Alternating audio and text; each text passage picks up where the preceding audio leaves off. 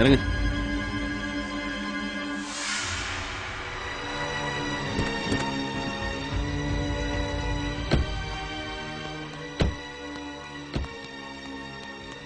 ഇങ്ങനെയൊക്കെ മോൻ അമ്മയുടെ മുമ്പിൽ ഇങ്ങനെ ഒരു ത്യാഗം ചെയ്ത് കാണിക്കാനായിരിക്കും സ്വന്തം ആൾക്കാർ വിട്ട് പിടിച്ചോണ്ട് പോയത്.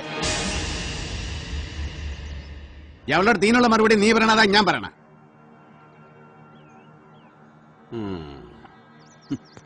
ത്യാഗം തന്നെയാ. ഒറ്റക്ക് നിന്ന് കഷ്ടപ്പെട്ടുണ്ടാക്കിയ കാശിന്ന് കോടികൾ എഴുതി കൊടുത്ത് ഇവനെ പോലെ ഒരുത്തനെ തല പോവാതെ ഈ ഉമ്മർത്ത് കൊണ്ട് ഇറക്കിയിട്ടുണ്ടെങ്കിൽ അത് ത്യാഗം തന്നെയാ. അമ്മയ്ക്കറിയോ, ഈ മനുഷ്യനെ കൊല്ലാൻ വരെ ആളെ വിട്ടതാ.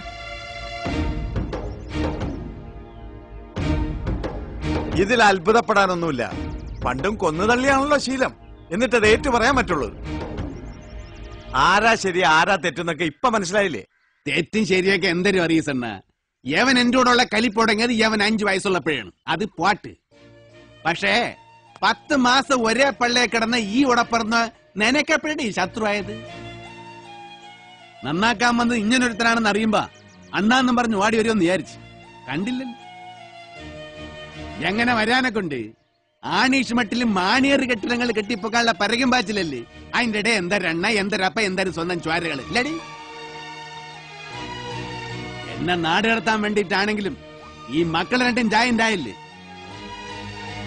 അതിനൊക്കെ വേണ്ടിയിട്ടാണ് ഞാൻ ഇങ്ങോട്ട് വന്നത് തന്നെ. എന്തരായാലും മക്കൾ അനുഭവിക്കേണ്ട അപ്പന്റെ സമ്പാദ്യമൊന്നും ഈ വലിഞ്ഞേറി വന്ന് വളർത്തുവാന് വേണ്ട ഏട്ടാ. അന്നും എന്നും ഞാൻ അത് ആഗ്രഹിച്ചിട്ടില്ല. സമ്പാദ്യം പോട്ട് ഇല്ലുള്ള സ്നേഹം പെറ്റന്മാരടുത്തും ചോദിച്ചു വാങ്ങിക്കാൻ പറ്റാതെ പോയതിനോട് ഞാൻ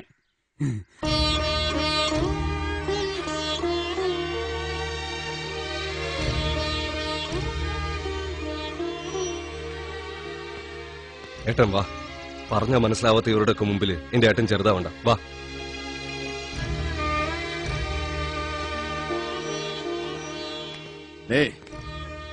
നിനക്ക് പകരമായിട്ട് കാലിച്ചന്താന്ന് എടുത്ത് വളർത്തിയാണ് ഞാൻ അവനെ. യവ എനിക്ക് വേണ്ടി ചാവും. നീ എന്നെ കൊല്ലാൻ ആളെ വിടും. ഇത് രണ്ട് നടന്നാലും അതൊരു തോൽവി തന്നെയാണ്. എനിക്ക് മാത്രമല്ല, എന്നോട് ഇങ്ങോട്ട് വരാൻ പറഞ്ഞില്ലേ നിങ്ങളുടെ കപ്പ ആദ്യത്തിനും. അതുകൊണ്ട് പോവേണം. വരട്ടാ.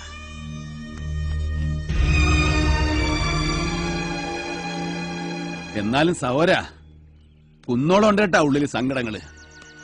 നിനക്കും വേണ്ടിട്ട് മാറ്റിവെച്ചാണ് ഞാൻ ഇടത്തേണിന്റെ കാഴ്ചകൾ. ഇതിന് പകരമായിട്ട് 10,000 കണ്ട് മാറ്റിവെക്കാനുള്ള സ്ഥിതിയുണ്ട് ഇപ്പൊ.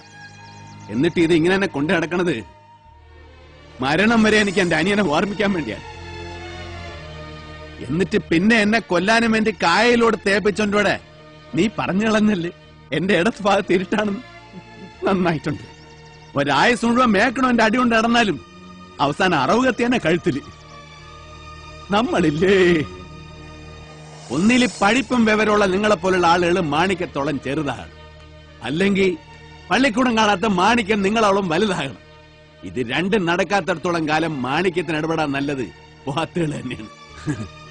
അതുകൊണ്ട് മാണിക്യം പോവേണം. വരി.